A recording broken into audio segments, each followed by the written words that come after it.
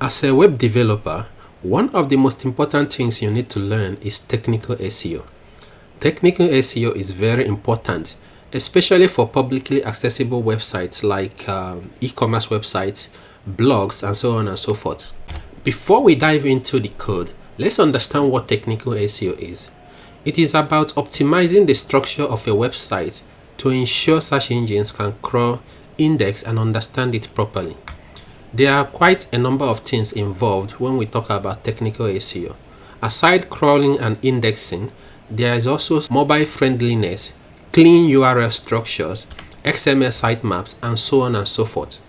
Because there are so many things involved, which I'm not going to cover all of them in this video, I'm going to give you the foundation, how to get started, and then we go ahead to touch on a number of things like SEO title, meta description, how to properly handle 404s, because some people might think it's just to write a text that says 404 not found, and any other thing that comes in between. In this tutorial, I'm going to make use of Next.js, which is probably the most popular React framework out there. But the principles, the SEO principles we are going to learn applies to whatever technology you are using. It doesn't really matter, because at the end of the day, we are rendering HTML pages. This is my Next.js project, and in this project I have 2 pages, and those are enough for all the things we want to cover. The first one is the home page. In this home page, I'm listing blog posts, and that is what you saw on this page over here. But it doesn't matter what we are returning here, whether it is blog post or products. It is not part of what we want to cover. That is why I have this part collapsed. And then the second page is for the post details. For example, when you go into this post, you can see the details. Again, I have this collapsed because it's not our focus. I'm not saying that what you return doesn't matter. It's just not part of what we are going to cover in this tutorial. Alright, so those are the 2 pages, and of course this is the layout page. Now I'm going to visit the home page and let's observe something. If you look at the tab over here, it says create next app, and that is the title for this page. If I view the page source and I search for title, you can see that it says create next app. Something interesting happens when I visit another page. In this case, this blog post that says what is artificial intelligence, you notice that the title remains the same, create next app. But what is this title for anyway? Let me copy this and put it in a search engine. I'm going to search in Google. You can see results here. So this is a page title and this is description. But for our own case, all the pages have the same title, create next app, because it is not SEO optimized. What we want to do for a start is to tell the search engines what we want the page title to be, because if you have the same title for all your pages, it doesn't make sense for SEO. It's not going to get you ranked. What we want to do is to tell the search engine the title for the page, and we suggest a meta description.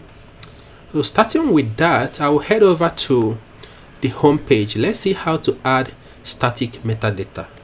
Static metadata is used when the metadata is fixed for that page. And what do I mean? If you look at this home page, I mean, it makes sense that the title is just one thing. Let me actually show you with an example. In Next.js, we say export const metadata, and make sure it is of type metadata imported from Next.js. So here I can set title for the page. To save us some time, let me just set title and description. My title for this home page is AI blog posts, and then I have this description. This makes sense that this is hard coded like this, because I mean, it's just one page, the home page. Now if you compare it with the blog post details, here you can see blog/slug. That means this slug is dynamic. Let me show you what the slug means in case you are very new to Next.js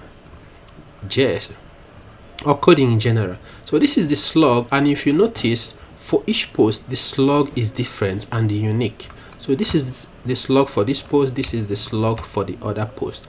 And what is happening is that someone visits /blog/ that slug, and the post details get rendered.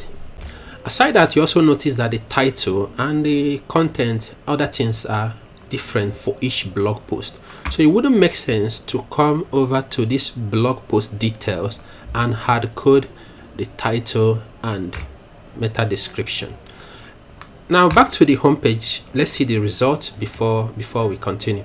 I'm going to refresh this page. You now notice that the title has changed to AI blog posts, which is what we have hard coded there. And if I check the page source, we look for the title and meta description. This is the title over here, AI blog post, and this is the meta description that we just set. Explore the latest insights and tutorials on artificial intelligence and machine learning. Now we have a proper title and meta description for the home page, and this is static metadata. I'm going to make an interesting change for this later, but before that, let's see how to handle dynamic metadata. To save us some time, I'm going to add the code here and explain. So in Next.js, first let me import metadata from Next. In Next.js, you can use this function called generateMetadata. It has to be named like this, and this will help us to dynamically fetch and render the metadata. Please understand that metadata contains more than just title and description, but I'm keeping it this simple. There are a whole bunch of things that can go into the metadata. Let me explain what is going on here. So make sure to export the generateMetadata function. This gives you access to the props for the page, the params in this case. And here we are accessing the slug. This is the slug. Remember, /blog/ the slug. Here we are accessing that slug. With the slug, we fetch the post, whether it is from an external API, some backend or database. Doesn't matter how you are getting your post. Next, I am returning a title here that says 404 not found if the blog post is not found by this slug. Take note that this is not the handling of 404 I'm talking about that we are going to cover. Did I mention that? But I'm mentioning it now. We are going to cover 404 properly in this tutorial.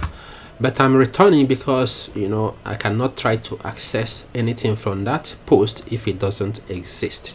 I'm returning with this title 404 not found.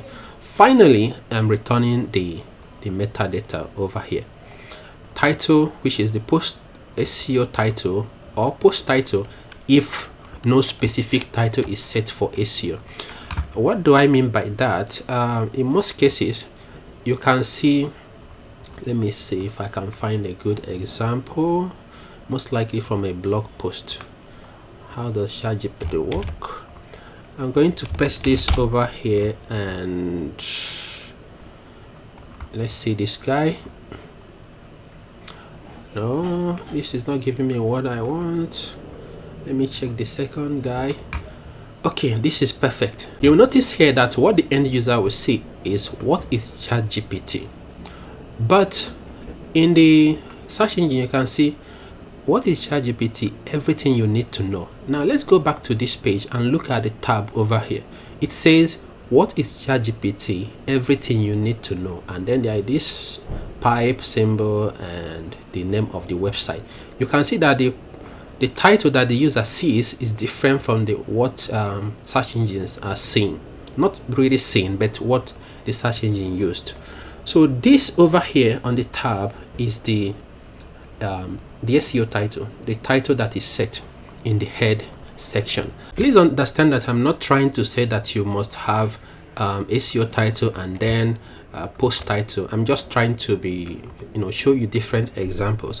You can choose to always use your post title if that is what works for you, but I just wanted to demonstrate that you can, for example, in your database, you are storing a title and you have this optional field for SEO title and then this SEO description here.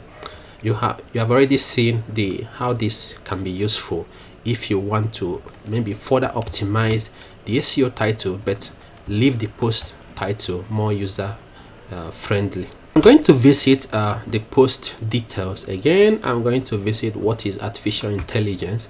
You can notice from the tab that we now have a proper title set for this blog post. It says, what is AI? A beginner's guide, which is what we have as our SEO title for that blog post. Of course, if we visit the one that doesn't have SEO title, like machine learning, something like that, let me go back to the home page. Machine learning versus deep learning, it uses the blog post title based on our logic here, which again is up to you, however you want to have your title.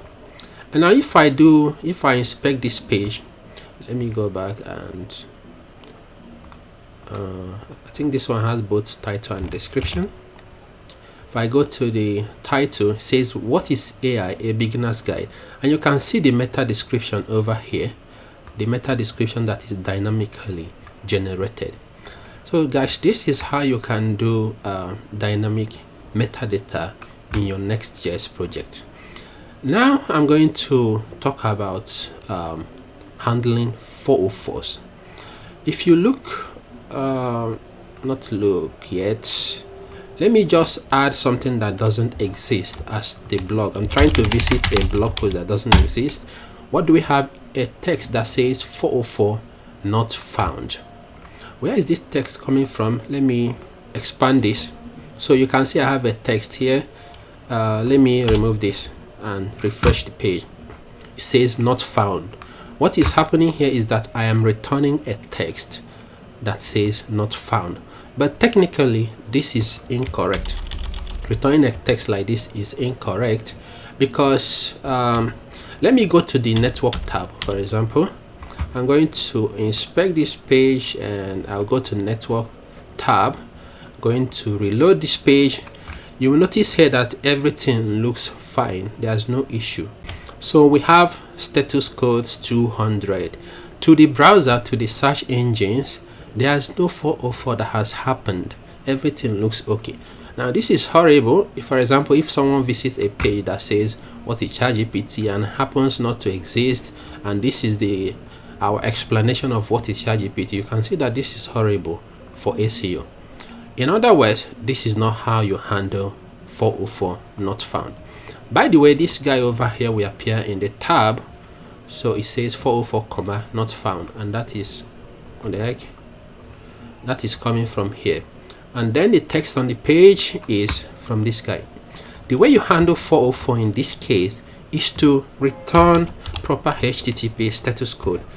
The good thing is that Next.js has made it easy for us by returning or calling this function called 404.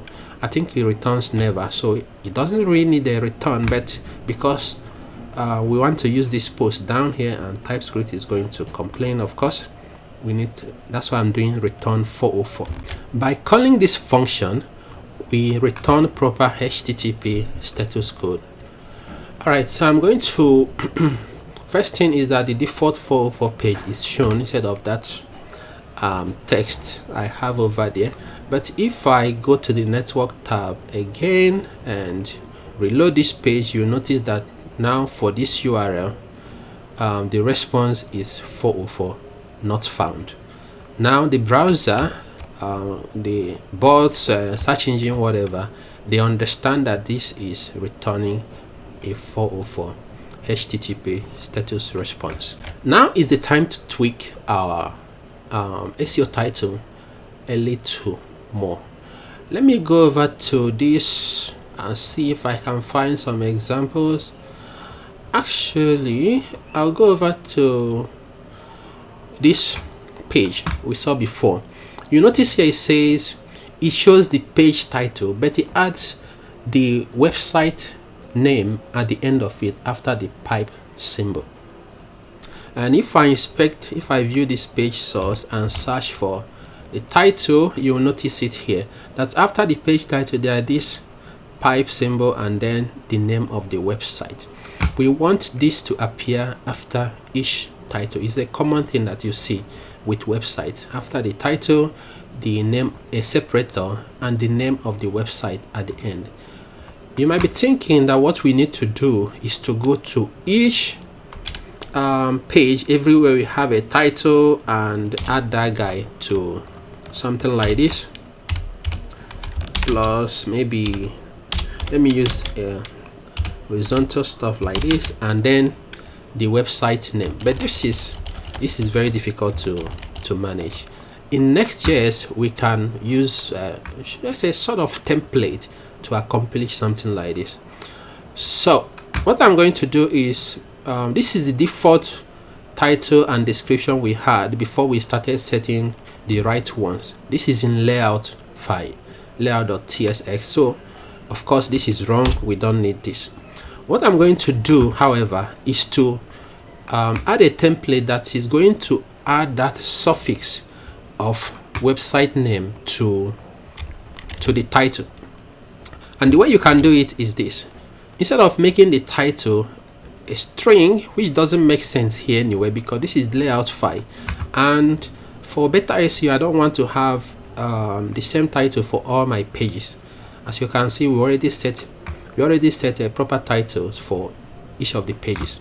But what I want to do is to take the title, so this is going to represent the title that is set in the page, in the respective pages, and I want to add a hyphen here and then the website name.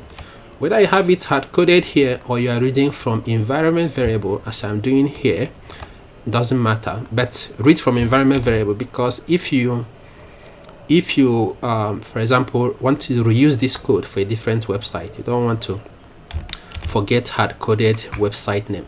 So what I've done is that in the .env file I have the website name, which I set to Zestman, whatever your website name is, and over here I grab the title dynamically and I'm adding this to it, the website name, with a hyphen before it. Now we go back to the website. Let's see that in action. Why is it not working? That's a strange one. Let me figure out why it's not working. Okay, there's nothing to figure out. Actually, this is going to apply to the pages that are down from this level in the hierarchy. So you notice that the home page and this layout are in the same hierarchy. So this is going, this over here is not going to apply to this page at the same hierarchy as the layout, and that makes sense because in most cases you don't actually want to have you would just want to have maybe your website name, your blog name, e-commerce name as the title of the home page. But if you still want to change it, I mean, you can change it however you want. Now when I visit a post details page, let's visit how ChatGPT works. You will notice that in the title on the tab it says behind the scenes of ChatGPT, and then you have the hyphen and the website name. And of course when I visit the source and I search for the title, we have the same thing. Let me zoom in a little bit, search for it again. It says behind the scene of ChatGPT, and then you have the hyphen and the website name.